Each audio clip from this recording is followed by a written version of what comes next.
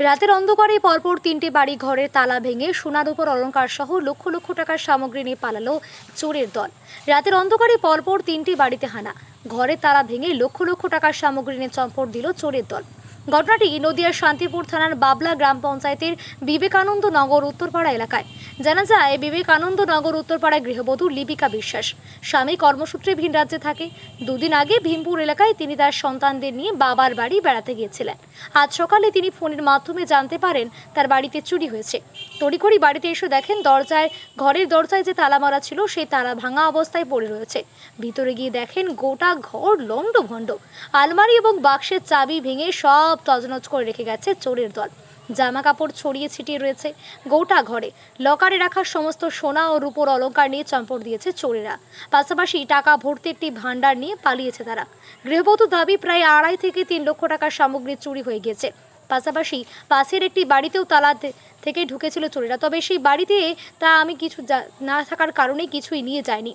অন্যদিকে আরেকটি বাড়িতে ঢুকলে তারা বুঝতে পারে, চিৎকার চেঁচামেচি করলেই ঘটনাস্থল থেকে পালিয়ে যায় চোরের দল। এই বিষয়ে গৃহবধূ লিপিকা বিশ্বাস বলেন, আমি বাড়িতে ছিলাম না, আমার বাবার বাড়ি ধুপুলিয়া, সেখানেই বেড়াতে গিয়েছিলাম। আমার স্বামী বাড়িতে থাকেন না, অন্য রাজ্যে কাজ করে। সেখানটি বাড়ির সম্পূর্ণ ফাঁকা ছিল। আমি ফোনের মাধ্যমে জানতে পারি আমার বাড়িতে চুরি হয়েছে। এখানে এসে দেখি দরজার তালা ভাঙা, ভিতরে গিয়ে দেখি সব জামা কাপড় ছড়িয়ে ছিটিয়ে রয়েছে। লকারে যে সমস্ত সোনা এবং রূপোর অলংকার ছিল সেগুলি নিয়ে পালিয়েছে তারা। পাশাপাশি একটি টাকা ভর্তি ভান্ডার নিয়ে গেছে। আমি ঘটনাটি স্থানীয় পঞ্চায়েতকে জানিয়েছি, তিনি এসেছিলেন। এরপর আমি থানায় যাব। আমি চাই সঠিক তদন্ত করে যাতে চুরির সামগ্রী ফেরত পায় সেই ব্যবস্থা করুক প্রশাসন। এ বিষয়ে স্থানীয় বাসিন্দা শিবেন সরকার বলেন, আমি সকালবেলা ঘুম থেকে উঠেছি, মেয়ে পড়তে যাবে সেই কারণে সাইকেল বের করতে গিয়ে দেখি যে ঘরের সাইকেল রাখা থাকে সেই ঘরে তালা ভাঙা। ভেতরে দরজায় গিয়ে দেখি সেখানকারও তালা ভাঙা।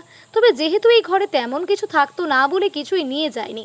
তখন আমার সন্দেহ হয় আমার পাশের বাড়ির ওই গৃহবধূ বেড়াতে গিয়েছে, সেখানে সম্পূর্ণ বাড়ি ফাঁকা ছিল। গিয়ে দেখি সেই বাড়িতেও তালা ভাঙা।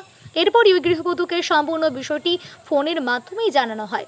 তিনি আসার পর ভেতরে গিয়ে দেখি তাদের বাড়ি সব ছড়িয়ে ছিটিয়ে রয়েছে। আমরা চাই এর একটি তদন্ত হোক, না হলে আগামী দিনে আবারও একই ঘটনা ঘটতে পারে। সকালবেলা ভোর 4:45টায় উঠেছি, মেয়ে পড়তে যাবে, এই সাইকেল বের করবো, ঘরটায় সাইকেল ছিল, এসে দেখি তালা ভাঙিয়ে এরকম তালাটা ঝুলছে। আমি কেমন হলো, ঘুরে দেখি ভেতরে তালা ছিল, ওটাও ভাঙা। দুটো তালাই ভাঙা। ঢুকে দেখি তেমন কিছু আমার কাছে নেই। তারপর পাশের বাড়ি বলছে ওরা তো বাড়ি নেই, পাশের বাড়িটায় দেখে আসি, দেখি ওদের তালাও ভাঙা। আচ্ছা, পাশের বাড়ি তো সব আমরা ঘরে ঢুকিনি। তারপর আমরা বললাম, ফোন করলাম, তারপরে আসুক, তারপর যাওয়াই হবে, তার দেখবে। তারপরে এসে ওরা খুলেছে, দেখে সব লন্ডভন্ড ছিটানো আছে। এই অবস্থায় দেখেছি। এই ঘরে তেমন কিছু থাকতো না আপনাদের? না, এই ঘরে আমাদের কাপড়ের থাকি, এমনি কেউ থাকতেন না, লোক থাকি না। আচ্ছা, তাহলে যদি কিছু থাকতো তাহলে আপনার এখান থেকে চুরি হয়ে যেত? চুরি হয়ে যেত। আচ্ছা, এর আগে কখনো এরকম ঘটনা ঘটেছে? আমাদের এরকম ঘটনা হয়নি। আবার পাশে এক বাড়িতে রাতে তারা খেয়েছে। আমি তো 2 দিন হয়তো হসপিটালে ছিলাম, মেয়ে নিয়ে ঝামেলায় ছিলাম, ভর্তি ছিল। তো এই ঝামেলায় ছিলাম, রাত্রে ঘুমিয়ে ও পেছন দিকে ঠিক পাইনি শব্দ দিয়ে, শুনেছি নাকি ওই দিক চেঁচামেচি হয়েছে রাত্রে একটু দিয়ে। ওদের বাড়িতে সকালবেলাতে ঘটনা দেখতে পেলাম এই অবস্থা। এই জায়গাটার নাম কি? বিবেকানন্দের উত্তরপাড়া, এই বাবলা পঞ্চায়েত। বাবলা পঞ্চায়েত। এর আগে যখন ঘটেনি, তাহলে কি মনে করছে যে এলাকারই কেউ থাকবে, না হলে কে সাহস পাবে এখানে আসতে? হতে পারে এটা। সেটা তো আমরা কি করে বলবো, এখন আমরা তো দেখিনি। তাহলে এখন কি চাইছেন আপনারা? তদন্ত হোক? হ্যাঁ, তদন্ত হওয়া উচিত একটা।